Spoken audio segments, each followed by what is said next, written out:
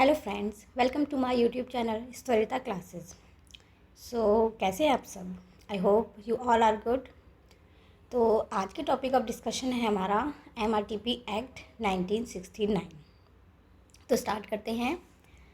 तो सबसे पहले देखते हैं कि इसका फुल फॉर्म क्या है। ठीक है, तो मोनोपोलिस्टिक इसका फुल फॉर्म होता है हमारा monopolies and restrictive trade practices act. और ये एक्ट बेसिकली इसलिए आया था ताकि जो भी मोनोपोलिस्टिक, रिस्ट्रिक्टिव और अनफेयर ट्रेड प्रैक्टिसेस हैं उसको रोका जा सके, उसको लेसन किया जा सके, प्रोहिबिट किया जा सके इन तीनों टाइप की ट्रेड प्रैक्टिसेस को। और जो भी इकोनॉमिक पावर है कुछ लोगों के हाथों में ना रह जाए, पूरी जो कंट्री है उसमें एक साथ उसका डेवलपमेंट हो सके। ठीक है, तो इसलिए ये एक्ट लाया गया था। तो अब नेक्स्ट देखते हैं हम इसके मेन फीचर्स क्या थे। ठीक है, सबसे पहला था हमारा ये एक्ट हमारा आया था 1 जून 1970 को। ये एक्ट पूरे इंडिया में एप्लीकेबल हुआ था। मींस एक्ट ये आया था 1969 में, तो ये पास आउट हुआ था पार्लियामेंट ने इसे पास आउट किया था, लेकिन ये इंडिया में इन्फोर्स्ड हुआ था हमारा 1 जून 1970 को। ठीक है, except the state Jammu and Kashmir को छोड़ के बाकी सारे स्टेट्स में ये एप्लीकेबल हो गया था। ठीक है, एंड नेक्स्ट है हमारा कि ये इस एक्ट में सिचुएशन के अकॉर्डिंगली अमेंडमेंट हुए थे। सबसे पहला अमेंडमेंट हुआ था इसका 1974 में, देन आफ्टर 1980, 1982, 1984 एंड लास्टली 1991 में इसमें अमेंडमेंट हुए थे। बहुत सारे प्रोविज़न इसमें ऐड किए गए थे उस टाइम की सिचुएशन के अकॉर्डिंग। ठीक है, बट फाइनली क्या हुआ कि इसको रिप्लेस कर दिया गया कंपटीशन एक्ट के द्वारा, जो कि 2002 में आया था। क्योंकि उस टाइम करंट सिचुएशन में जो MRTP एक्ट था वो वैलिड नहीं हो रहा था, क्योंकि वो 1970 में सिचुएशन डिफरेंट थी और इस टाइम जो सिचुएशन थी वो डिफरेंट थी। तो वो इस सिचुएशन के अकॉर्डिंग MRTP एक्ट फिट नहीं बैठ रहा था, इसलिए कंपटीशन एक्ट 2002 को लाया गया था। ठीक है, तो ये हमारे कुछ मेन फीचर्स थे हमारे MRTP एक्ट के। अब नेक्स्ट देखते हैं हम इसका ऑब्जेक्टिव क्या था। तो इसके नेम से ही क्लियर हो जाता है कि इसका ऑब्जेक्टिव था हमारा control monopolistic, restrictive and unfair trade practices. ये जो 3 टाइप की ट्रेड प्रैक्टिसेस थी उनको कंट्रोल करना, उनको प्रोहिबिट करना। ठीक है, इसका मेन ऑब्जेक्टिव यही था। तो अब 1 बाय 1 देखते हैं हम कि मोनोपोलिस्टिक, रिस्ट्रिक्टिव और अनफेयर ट्रेड प्रैक्टिसेस क्या होती हैं। ठीक है, तो फर्स्ट है हमारा monopolistic trade practices. Monopolistic trade practices is a trade practice which has or is likely to have the effect of unreasonably preventing or lessening competition in the production, supply or distribution of any goods or services. Means monopolistic trade practices में इस तरह की practices होती हैं जिसमें कोई भी goods और सर्विसेज की जो प्रोडक्शन होती है, जो सप्लाई और डिस्ट्रीब्यूशन में जो कंपटीशन होता है उसको लेसन किया जाता है, उसको प्रिवेंट किया जाता है। ठीक है, मीन्स तो इस टाइप की जो ट्रेड प्रैक्टिस होती हैं उसको मोनोपोलिस्टिक ट्रेड प्रैक्टिस कहते हैं। सपोज इसको इस तरह से समझते हैं, सपोज मेरा कोई क्लोथिंग ब्रांड है। ठीक है, बिजनेस हाउस है। अब मैंने क्या किया, मार्केट में जो अदर बिजनेस थे, क्लोथिंग ब्रांड थे, जो मेरे कंपटीटर थे, उनको डिस्ट्रॉय कर दिया, उनका जो लेसन कर दिया। ठीक है, फिर क्या हुआ, अब जो पूरे मार्केट में बस मेरे ही ब्रांड के जो क्लोथ्स हैं वो अवेलेबल हैं। मैंने सारा कंपटीशन को ख़त्म कर दिया, प्रिवेंट कर दिया। अब जो कंज्यूमर है उसके पास कोई चॉइस ही नहीं रही, दे हैव नो ऑप्शन, कोई ऑप्शन ही नहीं रहा। अब उनको अल्टीमेटली मेरे ही ब्रांड के कपड़े खरीदने पड़ेंगे। तो अब क्या हुआ, अब मेरे पास डिसीज़न मेकिंग पावर आ गई कि मैं चाहूँ तो 100 रुपीज़ की जो 100 रुपीज़ की जो चीज़ है मैं 1000 रुपीज़ में भी उसको सेल कर सकती हूँ, क्योंकि अब लोगों के पास कोई ऑप्शन नहीं है। तो वो अब जो 100 रुपीज़ की चीज़ है वो 1000 में भी खरीदेंगे। इसके अलावा मैं चाहूँ जो भी क्वालिटी है प्रोडक्ट की उसको भी अपने अकॉर्डिंग उनको डिलीवर कर सकती हूँ, ठीक है। तो इस तरह से पूरे मार्केट में मैंने एक अधिकार कर लिया और फिर अपने अकॉर्डिंगली उसकी जो प्राइस हैं, ब्रांड की जो प्राइस हैं और जो क्वालिटी है, जो टेक्निकल फीचर्स हैं किसी भी ब्रांड के, उसको मैंने डिसाइड किया। तो इस तरह की जो प्रैक्टिस हुई उसको हमने कहा मोनोपोलिस्टिक ट्रेड प्रैक्टिसेस, यानी मार्केट में मोनोपोली क्रिएट कर लेना। एक ही बिजनेस हाउस का उस मार्केट में एक अधिकार हो जाना, कोई कंपटीशन को सरवाइव नहीं, कोई भी कंपटीशन है उसका जो कंपटीटर उसको सरवाइव ना करने देना, ठीक है। इस टाइप की जो ट्रेड प्रैक्टिसेस होती है उसको हम कहते हैं मोनोपोलिस्टिक ट्रेड प्रैक्टिसेस। तो ये था हमारा monopolistic trade practice.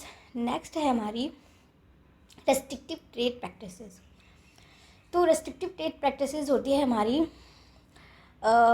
it means a practice which tends to bring about manipulation of price or condition of delivery or to affect flow of supplies in the market relating to goods and services in such a way, a manner to impose on the consumer unjustified cost or restrictions।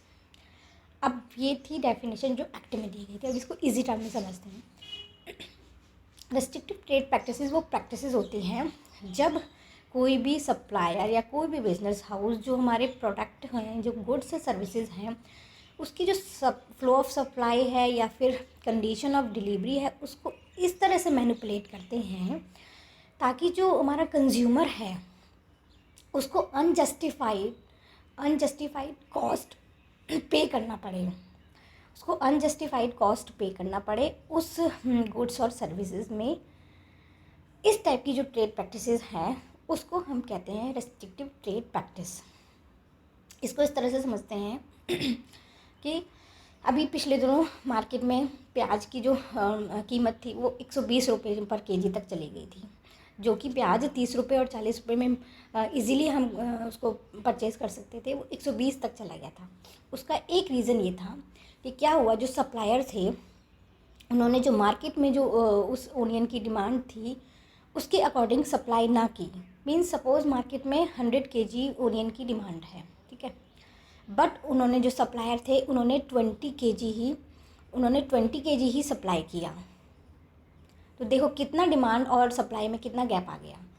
तो अब जब supply इतनी की हुई, demand 100 की है, तो क्या हुआ, तो जो प्राइस थे ओनियन के वो एकदम से इंक्रीज़ हो गए, ठीक है, यानी 30-40 का 120 में वो बिकने लगा प्याज।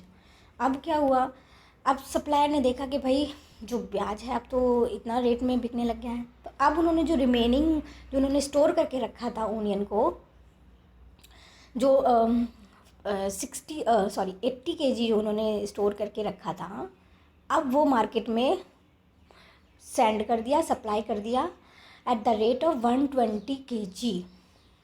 तो अब क्या हुआ कि इसमें किसका प्रॉफिट हुआ, इसमें जो सप्लायर थे, जो बिजनेस हाउस थे, उनका प्रॉफिट हुआ, और जो कंज्यूमर थे बेचारे उनको तो ज़्यादा कॉस्ट पे करना पड़ा, ठीक। तो ये टाइप की जो प्रैक्टिसेस होती हैं उसको कहते हैं हम रेस्ट्रिक्टिव ट्रेड प्रैक्टिस।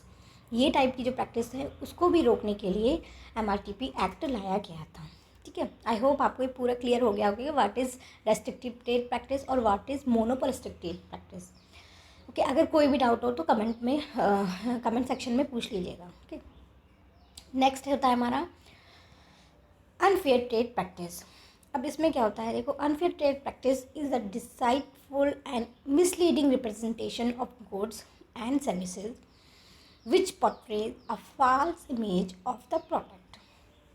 देखो इसमें क्या होता है कि कोई भी गुड सर्विसेज की जो रिप्रेजेंटेशन है उसको मिसलीड करना, मीन्स लाइक किसी भी प्रोडक्ट में कोई भी फीचर नहीं है लेकिन उसमें ये दिखाना कि उस प्रोडक्ट में वो फीचर हैं, ठीक है। एक झूठा बताना कि भाई, झूठ बोलना कि ये प्रोडक्ट ये फ़ीचर कैरी कर रहा है जबकि उस प्रोडक्ट में वो फ़ीचर नहीं है। इसके अलावा एक फ़ाल्स इमेज दे देना, है ना। इसके अलावा सर्विसेज में भी देख लो, इस तरह से देखो कि सपोज़ कोई भी होटल आपको ये कंडीशन देता है, सर्विस कहता है कि आप हमारे यहाँ चेक इन करोगे तो हम लॉन्ड्री सर्विस फ्री प्रोवाइड करेंगे, बट जब आप चेक इन करते हो तो आपको वो सर्विस प्रोवाइड नहीं होती है। तो उन्होंने क्या किया, उन्होंने मिसलीडिंग रिप्रेजेंटेशन दी अपनी सर्विसेज की, ठीक है। तो इस टाइप की जो प्रैक्टिस होती है उसको कहते हैं हम अनफेयर ट्रेड प्रैक्टिसेस। इसके अलावा अगर कोई भी सेकंड हैंड प्रोडक्ट है उसको न्यू करके बेचना, ठीक है, और उसमें कोई टेक्नोलॉजी फीचर नहीं है लेकिन फिर भी ये बताना कि हाँ वो टेक्नोलॉजिकल फीचर उसमें है, तो इस टाइप की जो प्रैक्टिस होती हैं उसको कहते हैं हम अनफेयर ट्रेड प्रैक्टिस, ठीक है। तो ये होती है हमारी अनफेयर ट्रेड प्रैक्टिसेस। तो ये तीनों टाइप की जो प्रैक्टिसेस थी उसको ही रोकने के लिए हमारा जो MRTP एक्ट लाया गया था, ठीक है। अब नेक्स्ट देखते हैं हम, नेक्स्ट है हमारा एग्जम्पशन और गेटवेज। मीन्स इस एक्ट में कुछ गेटवेज भी दे रखे थे, कुछ छूट भी दे रखी थी कि आप अगर ये कंडीशन हो तो आप ये ट्रेड प्रैक्टिसेस फॉलो कर सकते हैं। तो वो देखते हैं, पहला है हमारा the restriction is necessary to protect the public against physical injury और डैमेज टू प्रमाइसेस, ठीक है।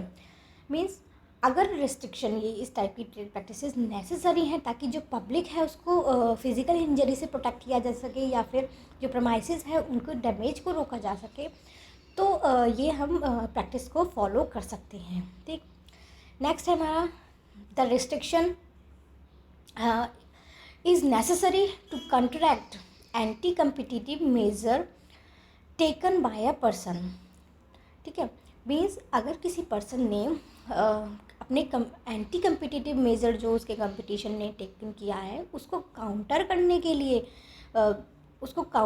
के लिए वो ट्रेड प्रैक्टिसेस की है, तो इस सिचुएशन में वो ये प्रैक्टिस कैरी कर सकता है, ठीक है। तो ये था हमारा। नेक्स्ट है हमारा the removal of restriction would result in serious and persistent unemployment. इसके अलावा अगर इस टाइप की जो प्रैक्टिसेस हैं उसको रिमूव करने से उस एरिया में, उस लोकेलिटी में सीरियस और परसिस्टेंट अनएम्प्लॉयमेंट की कंडीशन क्रिएट होती है, तब भी ये जो हमारी प्रैक्टिसेस है उसको हम फॉलो कर सकते हैं, ठीक। नेक्स्ट है हमारा the removal of restriction would have an adverse effect on export earning.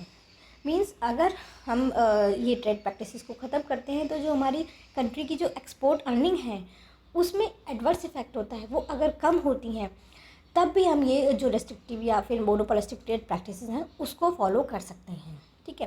तो ये कुछ एग्जेम्पशन थे, गेटवेज थे जो इस एक्ट में प्रोवाइड किए गए थे, बट ऑल इन ऑल देखें तो अब प्रेजेंट सिचुएशन में ये एक्ट वैलिड नहीं हो रहा था, इसलिए इसको रिप्लेस कर दिया गया था कंपटीशन एक्ट के द्वारा, ठीक। तो ये था हमारा MRTP एक्ट। आई होप आपको क्लियर हो गया होगा what is MRTP act and what is monopolistic restrictive and unfair trade practices. अगर इस वीडियो में इतना ही। अगर मेरा वीडियो अच्छा लगा हो तो प्लीज़ मेरी वीडियो को लाइक कीजिएगा, मेरे चैनल को सब्सक्राइब कीजिएगा और शेयर कीजिएगा। मिलते हैं नेक्स्ट वीडियो में। Till then keep learning and keep smiling. Bye.